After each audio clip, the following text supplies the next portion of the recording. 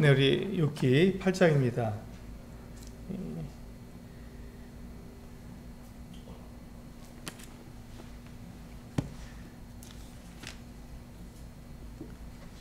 네, 우리가 욥기를 계속 공부하면서 욥기가 우리에게 주고 있는 교훈을 분명히 알아야 합니다. 욥기는 우리의 생각과 좀 다르죠. 우리가 지금까지 이 땅에서 배워오고 이 세상에서 배워온 것과 좀 다르게 이야기합니다. 그것이 바로 우리가 욥기에서 배우는 놀라운 교훈이고, 또 우리가 욥기를 통해서 우리가 이 하나님께서 우리를 대하시는 방법을 우리가 좀 배우게 됩니다.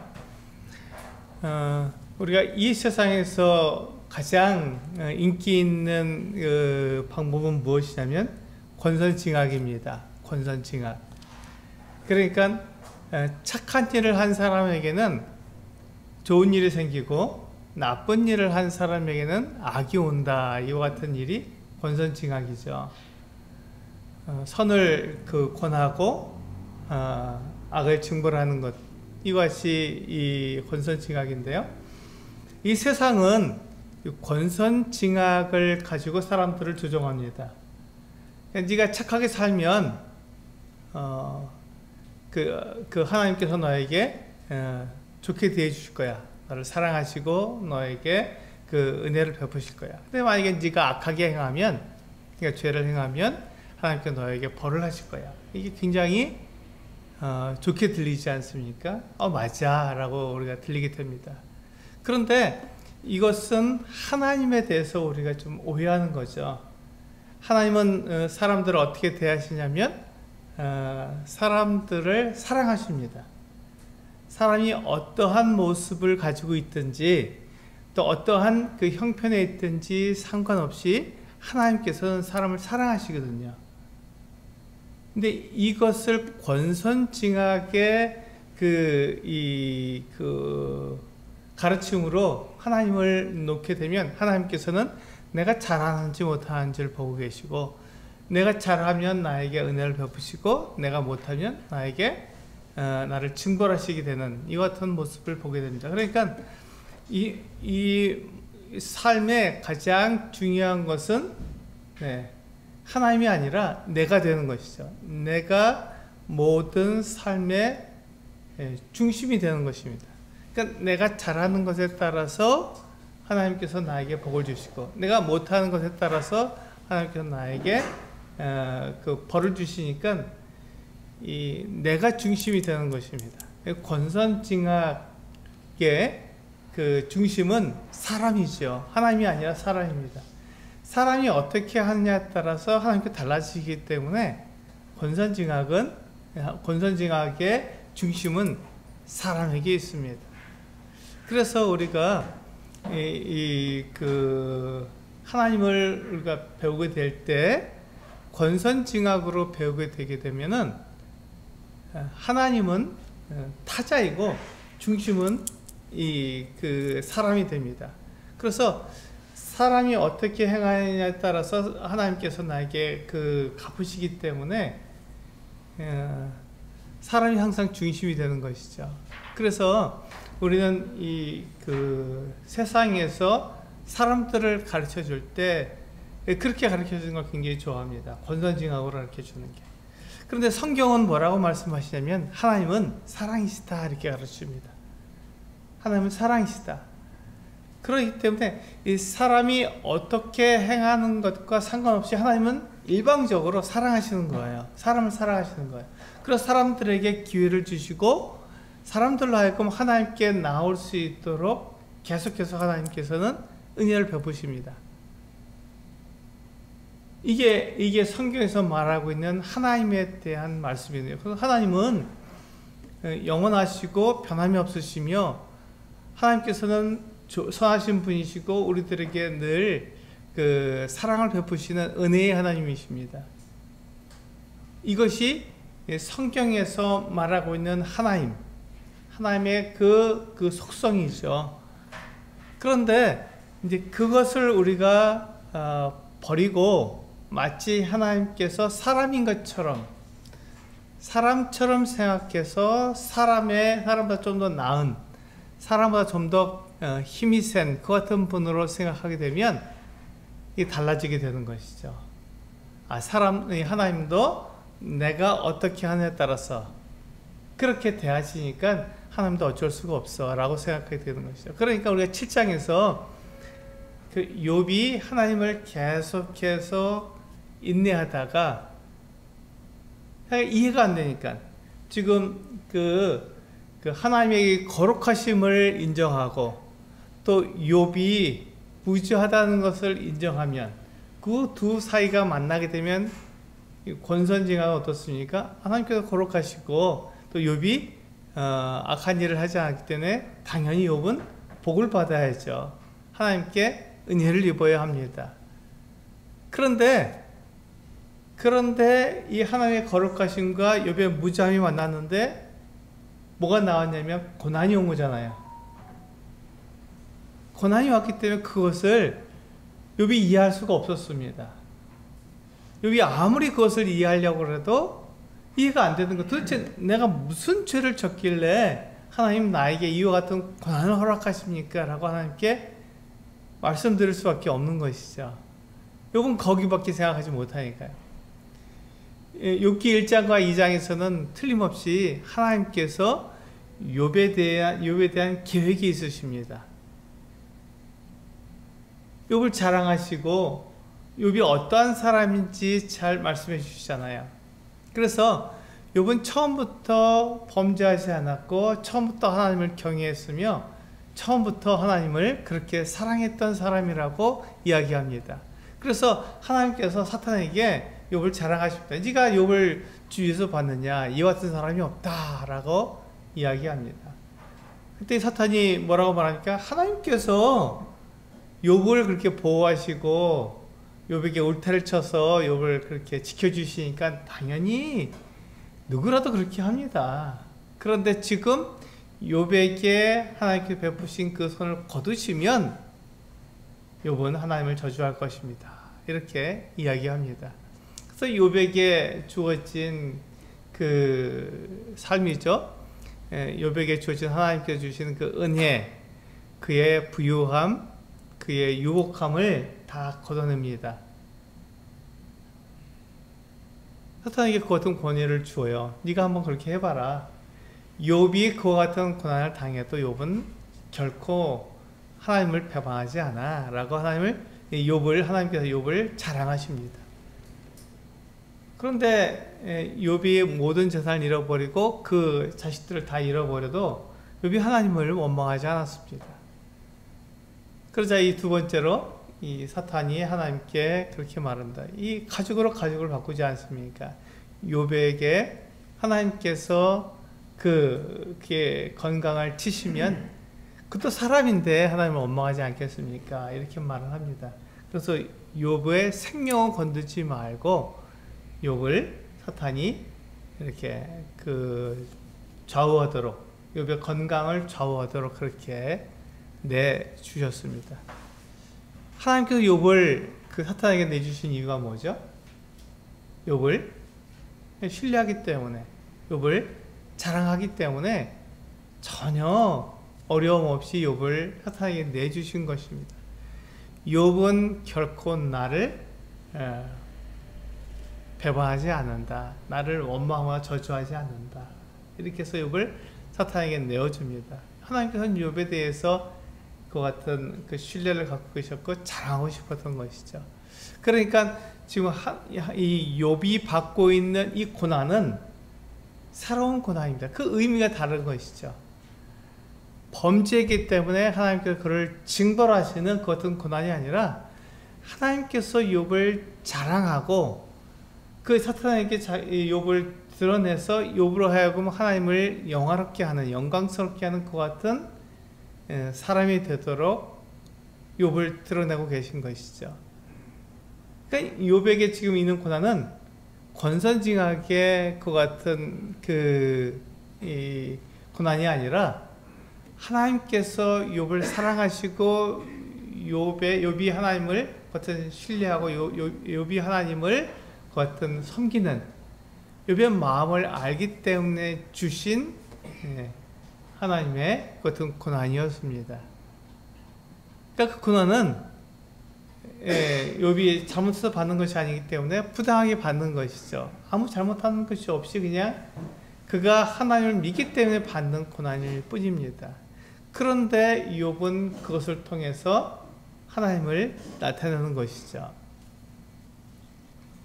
그래서 이 세상의 이 생각과 하나님의 생각은 전혀 다른 것입니다. 그것을 지금 우리 욥기에서 배우고 있는데, 욥기 8장에서 보면은 우리 8장 1절부터 3절까지 한번 읽어보실까요? 네, 3절까지 같이 한번 읽어보시겠습니다. 시작. 수아 사람 빌닷이 대답하여 이르되 내가 어느 때까지 이런 말을 하겠으며 어느 때까지 내 입의 말이 거센 바람과 같겠는가?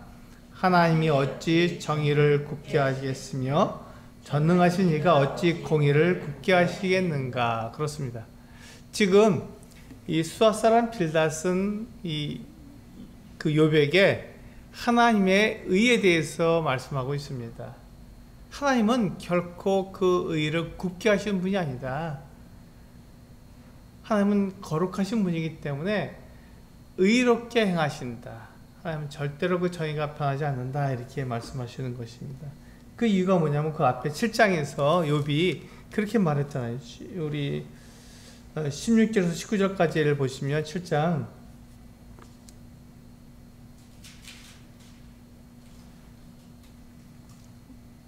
17절에서 21절까지네요. 7장 17절에서 21절까지 같이 한번 읽어볼까요? 시작. 사람이 무엇이기에 주께서 그를 크게 만드사 그에게 마음을 두시고 아침마다 권징하시며 순간마다 단련하시나이까?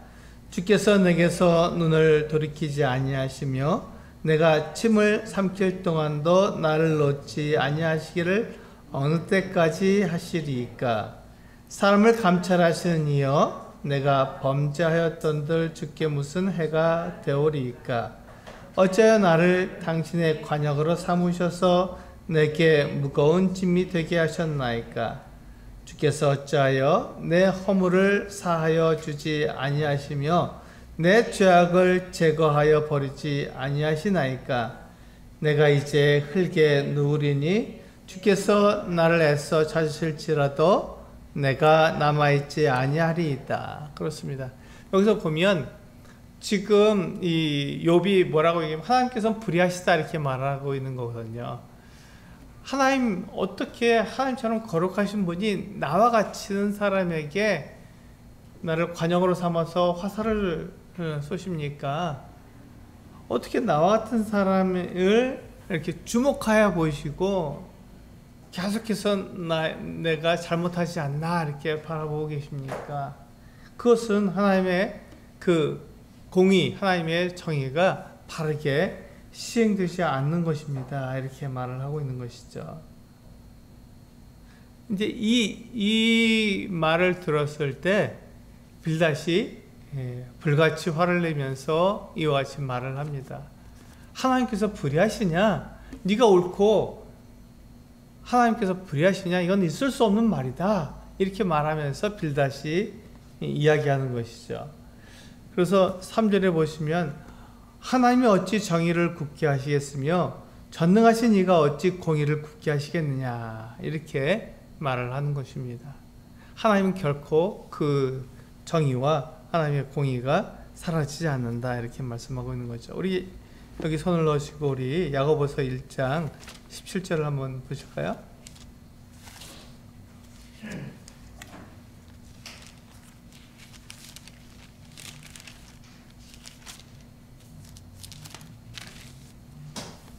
네, 우리 야고보서 1장 17절 같이 읽어보도록 하겠습니다. 네, 시작. 온갖 좋은 은사와 온전한 선물이 다 위로부터 빛들의 아버지께로부터 내려오나니 그는 변함도 없으시고 회전하는 그림자도 없으시니라. 그렇습니다. 하나님은 변함도 없으시고 회전하는 그림자도 없으십니다. 그런데 그 하나님께서 어떻게 공의를 굳게 하겠으며 하나님의 그 의가 변할 수 있다고 말하는 것입니까? 그렇지 않습니다. 하나님은 결코 변하지 않습니다. 그런데 욥이 이와 같이 말하는 것이죠. 왜 그렇습니까? 욥이 지금 하나님을 이해해 보려고 하는데 이해가 안 되거든요. 도대체 하나님께서 왜 나에게 고난을 주시는지 그게 이해가 안 되거든요. 그래서 하나님을 이해해 보려고 하나님은 어떻게 했습니까? 축소시킨 거죠. 내 렌즈 속에 하나님을 넣고 내가 이해할 수 있는 하나님으로 만들어 버린 거예요. 그렇게 해보니까 우리가 세상에서 배운 게 권선징악이라고 말씀드렸지 않습니까? 하나님께서 권선징악을 나에게 행하시는데 그렇다면 내가 죄가 없다는 것이 분명하니까 욥이 분명하게 알 수 있는 것은 자기가 죄가 없다는 것이었습니다. 자기가 죄를 짓지 않았다는 거잖아요. 그러니까 욥이 죄가 없기 때문에 그렇다면 하나님께서 나를 벌하시는데 그 하나님께 벌하시는 것이 조금 잘못되지 않느냐 이렇게 말을 하는 거죠. 그때 빌닷이 하나님의 의는 결코 변하지 않는다 라고 말한 것입니다. 어떻게 보면 빌닷이 욥보다 더 하나님을 사랑하고 하나님의 그 뜻에 맞게끔 말하는 것 같지 않습니까? 예, 욥보다 이 빌닷이 더 하나님을 더 잘 알고 있어요. 하나님은 결코 불의하지 않으시다고 말하고 있으니까요.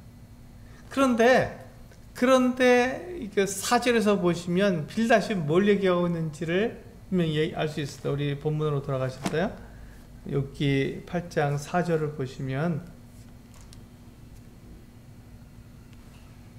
같이 읽어보겠습니다. 시작.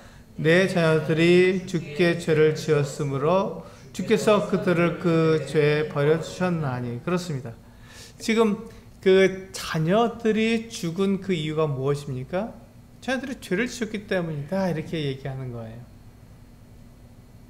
하나님께서 분명하게 이 자녀들이 잘못했기 때문에 그들을 벌하셨지 그들이 아무 죄가 없는데 그들을 벌하신다는 것은 하나님께 맞지 않아 이렇게 말씀하시는 것이죠.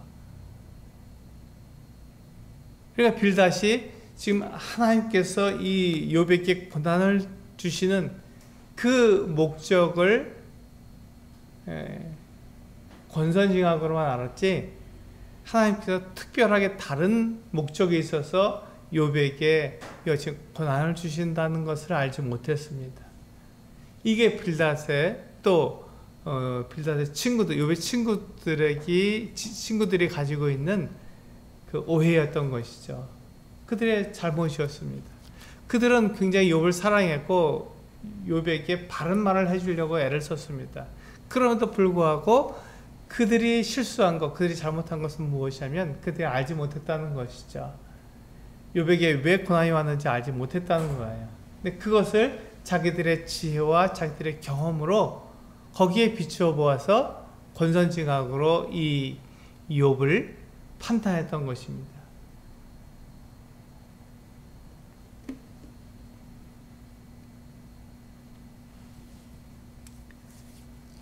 그러니까 욥이 그 빌닷이 이렇게 말하는 걸 가만히 들어보면 어떻습니까? 그럼 욥이 부유하고 흥왕할 때는 어떤 사람이었습니까? 하나님과 좋은 관계를 맺고 있었던 거예요. 그런데 지금 하나님께서 그에게 벌을 하시고 그가 고난을 당하고 있으니까 그러면 지금은 욥이 하나님과 좋지 않은 관계를 맺고 있다고 말하고 있는 것이죠. 그런데 우리가 욥기를 읽어보면 어떻습니까? 욥은 하나님과 관계가 잘못된 적이 없어요. 지금도 그가 고난을 받고 있지만 고난받고 있는 그 순간에도 하나님을 그는 사랑하고 있고 하나님을 섬기고 있었습니다. 그러니까 욥과 하나님과 관계는 문제가 없었던 거예요. 그런데 이 빌닷은 욥과 하나님과의 관계 가운데서 문제가 있다고 얘기하는 것이죠. 그게 빌닷의 실수고 빌닷이 욥을 사랑하지만 잘못 말하는 것이 되는 것입니다. 우리 신약성경 빌립보서 1장을 한번 보겠습니다. 빌립보서 1장 2절에서 6절을 같이 한번 읽어보겠습니다.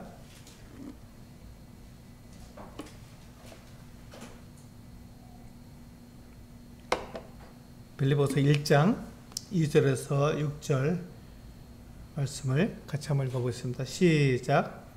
하나님 우리 아버지와 주 예수 그리스도로부터 은혜와 평강이 너희에게 있을지어다.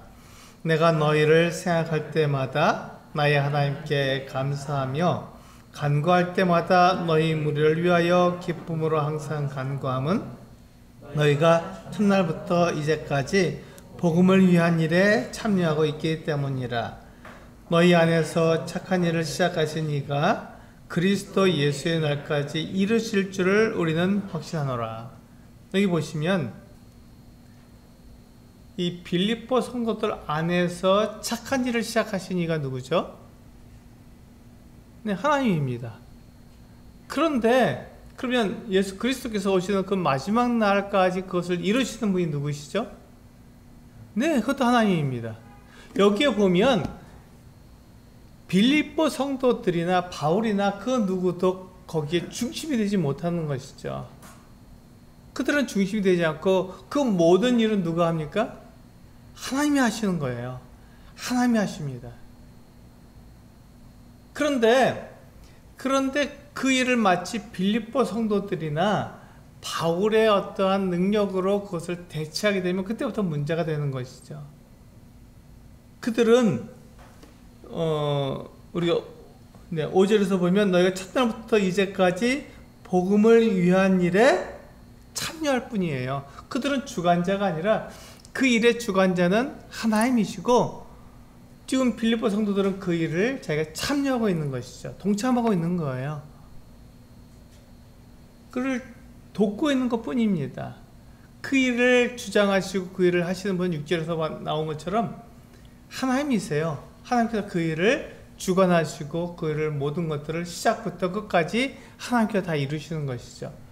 그렇다면 우리가 여기에서 보아야 할 하나님에 대한 생각은 어떻습니까? 내가 아니라 하나님이 모든 것을 하시는구나 라고 우리는 생각해야 됩니다. 근데 사람에 의해서 하나님이 움직이시는 것이 아니라 하나님에 의해서 사람이 움직이는 것이죠. 하나님은 변함이 없습니다. 영원부터 영원까지 동일하신 분이십니다. 그러므로 하나님께서 사람을 사랑하시는 것이 바뀌질 않는 거예요. 일정하게 사람들을 사랑하고 있는 것입니다. 동일하게 사랑하고 있는 거예요. 그러니까 내가 잘하든 내가 못하든 하나님의 사랑이 바뀌질 않습니다. 그렇다면 나는 어떻게 되나요? 하나님의 그 사랑에 나를 맞춰야 되는 것이죠. 하나님의 사랑에 내가 들어가야 하는 것입니다. 내가 하나님의 사랑에서 내가 벗어난 사람이 되는 것이 아니라 내가 하나님의 사랑이 변함이 없으니까 그 사랑 안에 내가 들어가야 하는 것이죠. 이게 하나님께서 우리들에게 말씀해 주시고 있는 그 하나님의 마음입니다. 하나님께서는 우리들을 구원하기 원하시고 우리들에게 하나님의 영원한 생명을 주시기 원하시고 하나님과 사랑의 기제를 영원히 누리고 싶어 하시는 거예요. 그런데 하나님은 변함이 없으십니다. 하나님은 영원하신 분이시죠. 그러니까 내가 잘하고 잘못하는 것 따라서 하나님께서 나에게 사랑을 베푸시거나 나에게 그 벌을 내리시는 그런 분이 아니라 하나님은 일정하게 우리를 사랑하고 계세요. 근데 내가 변하는 것이죠. 내가 변하는 것입니다. 내가 하나님의 사랑을 받을 만한 사람이 되든지 내가 하나님의 사랑에서 벗어난 사람이 되든지 그건 내가 변하는 것이지 하나님은 항상 일정하신 것이죠. 중심에서 바뀌질 않는다는 것입니다. 변하지 않는다는 거예요. 그래서 그 하나님의 사랑에 나를 맞춰야 되는 것이죠. 하나님의 그 영원하심에 나를 맞춰야 되는 것입니다.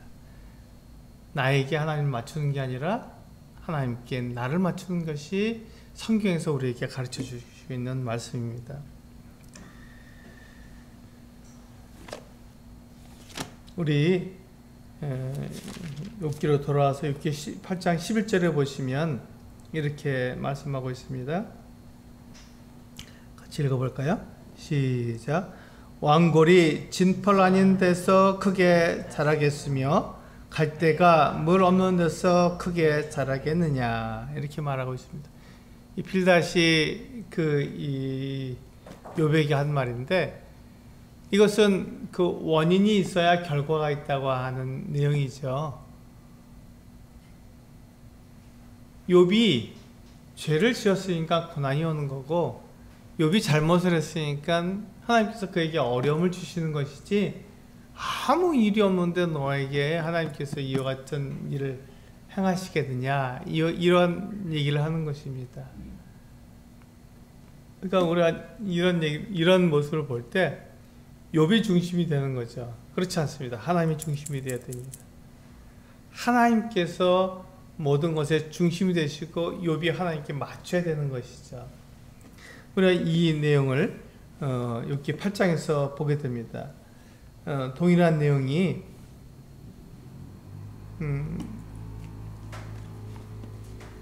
16절부터 19절까지 해서 욥기 8장 16절에서 19절에서 그 내용을 다시금 말하고 있습니다. 욥의 마음을 빌닷이 잘 모르고 그렇게 이야기하고 있는 것이죠. 우리 16절에서 19절까지 같이 읽어보겠습니다. 시작. 그는 햇빛을 받고 물이 올라 그 가지가 동산에 뻗으며 그 뿌리가 돌무더기에 서리어서 돌 가운데로 들어갔을지라도 그것에서 뽑히면 그 자리도 모르는 채 하고 이르기를 내가 너를 보지 못했다 하리니 그 길의 기쁨은 이와 같고 그 후에 다른 것이 흙에서 나리라. 한 나무가 있는데, 이게 욥을 비유하는 것이죠. 한 나무가 있는데 이 나무가 심겨졌는데 햇빛도 아주 잘 비춥니다. 그리고 물도 잘 올라와요. 그러니까 이 나무가 어떻습니까? 그냥 가지가 무성해지죠. 그리고 뿌리가 아주 깊이 박힙니다. 그래서 돌 가운데 들어가서 아주 그냥 단단하게 뿌리가 내리는 것이죠. 그런데 이 나무가 뽑혔습니다. 뽑힌 거예요, 이 나무가. 그렇게 가지가 무성하고 뿌리가 아주 그냥 잘 박혔음에도 불구하고 이 나무를 뽑아버렸습니다. 그러고 난 다음에 시간이 지났을 때 어떻게 됩니까? 그 나무가 있던 곳에 다른 것이 나는 거죠. 다른 게 나니까 먼저 있던 이 아름다운 나무, 무성한 가지와 뿌리가 깊이 박혀있던 이 나무는 잊어버리게 되는 것이죠. 그게 있었나? 하게 되는 것이죠. 마치 그것과 마찬가지예요. 욥, 당신이 아무리 부유하고 동방에 최고 가는 것 같은 사람일지라도 하나님께 당신을 뽑아버리시고 당신이 죄를 지어서 당신 하나님의 마음에 들지 않겠고 당신이 행하면 하나님께 당신을 뽑아버리고 당신 대신 다른 게 나게 할 것이다. 다른 사람에게 그 같은 부유를 허락하실 것이다. 이렇게 빌닷이 얘기하고 있는 것입니다. 굉장히 무섭지 않나요? 굉장히 무섭습니다. 그런데 이와 같은 이야기를 듣는 이 욥의 마음이 어떻겠습니까? 너무너무 아프죠. 왜냐하면 욥은 자기가 잘못한 것이 없기 때문에 그렇습니다. 하나님께서 자기를 뽑으실 만큼 하나님께 자기가 잘못하지 않았고 죄를 짓지 않았는데 도대체 하나님께서 왜 나에게 이와 같은 고난을 허락하셨는지 친구들이요, 당신들이라도 좀 나에게 속 시원히 얘기해 줘. 당신들이 지혜롭다 하니까 좀 얘기해 줬으면 좋겠다. 이렇게 기다리고 있는 거예요. 그런데 지금 엘리바스나 지금 빌닷이나 그 뒤에 나온 소발이나 욥에게 그 같은 답을 주지 못합니다. 왜 욥이 고난을 받고 있는지 답을 주지 못해요. 우리도 마찬가지죠. 우리도 만약에 욥기 1장과 2장을 우리가 먼저 보지 않았다면, 하늘에서 무슨 일이 있는지를 알지 못한다면 우리도 당연히 오해할 수밖에 없습니다. 도대체 욥이 왜 고난을 받는지 우리는 알 수가 없기 때문에 그렇습니다. 그런 상황에서 욥의 친구인 빌닷이 욥이 하나님에 대해서 불의하다고 이야기하니까 불같이 화를 낸 것이죠. 하나님은 결코 불의할 수 없어. 하나님은 완전하셔.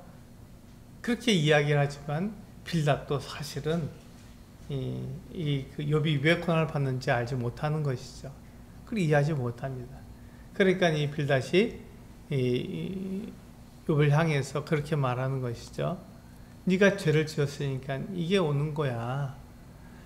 이 고난이 너에게 임하고 네 자녀들이 죽었다는 것은 그 죄를 지었다는 것이지 그것밖에는 없어. 그러니까 얼른 죄를 자백해 회개하고 돌아와 이렇게 말하고 있는 것입니다. 결론은 똑같이 가는 거예요. 그와 같을 때 욥은 답답하죠. 자기는 잘못을 한 적이 없으니까요. 이와 같은 상황 속에서 지금 이 욥기 8장은 우리들에게 이야기해 주는 것이 사람을 중심으로 생각하지 말라 이렇게 말씀하고 있습니다. 사람을 중심으로 생각하면 이와 같은 오해를 가져올 수 있다. 그런데 하나님을 중심으로 생각해 보면 좀 달라질 수 있다고 얘기하는 것이죠. 하나님은 그 생각이 바뀌지 않고 하나님은 그림자도 없으시는 분이기 때문에 하나님은 영원부터 영원까지 일정하신 분이십니다. 하나님은 사랑이시고 거룩하시고 영원하시며 완전하십니다. 하나님은 선하신 분이시고요. 좋은 분입니다. 그런데 그와 같은 분을 우리가 바꿀 수는 없는 거예요. 그러니까 하나님이 중심에 계셔야 되고 하나님에 대해서 우리가 맞춰야 되는 것이죠. 사람이 맞추는 것입니다. 사람이 어떠냐에 따라서 하나님께서 바뀌시는 것이 아니라 하나님은 일정하십니다. 거기에 대해서 사람이 바뀌는 것이죠. 그래서 오늘 우리가 하나님께서 우리의 중심이 되시고 우리에게 말씀하시는데 우리가 그것을 모르면 우리가 나를 중심으로 권선징악처럼 이 세상에서 우리에게 가르쳐 주는 것처럼 하나님을 그렇게 권선징악하시는 하나님을 우리가 생각하기 쉽다. 그러나 하나님께서는 욥에게 주신 고난에 분명하게 목적을 가지고 계시고 그것을 통해서 하나님은 욥을 자랑하고 계신다는 것을 우리는 알 수 있습니다. 이걸 통해서 하나님께서 주시는 고난에도 다른 의미가 있을 수 있다 하는 것을 우리가 알 수 있죠. 우리는 그 성도들을 바라볼 때나 다른 사람들을 바라볼 때 그가 어떤 고난을 당하면 그것이 하나님께서 왜 그와 같은 일을 하셨는지 하나님께 물어야 되는 것이고 거기에서 우리는 하나님의 그 어떤 삶을 우리가 살펴볼 수 있어야 한다고 생각이 됩니다. 오늘 우리가 빌닷을 통해서 하나님의 의, 하나님의 공의에 대해서 우리가 생각해 보았지만 하나님께서는 변하지 않는 것이 하나님의 의라는 것을 우리가 분명히 알게 됩니다. 우리 같이 기도하시고 마치도록 하겠습니다. 기도하겠습니다.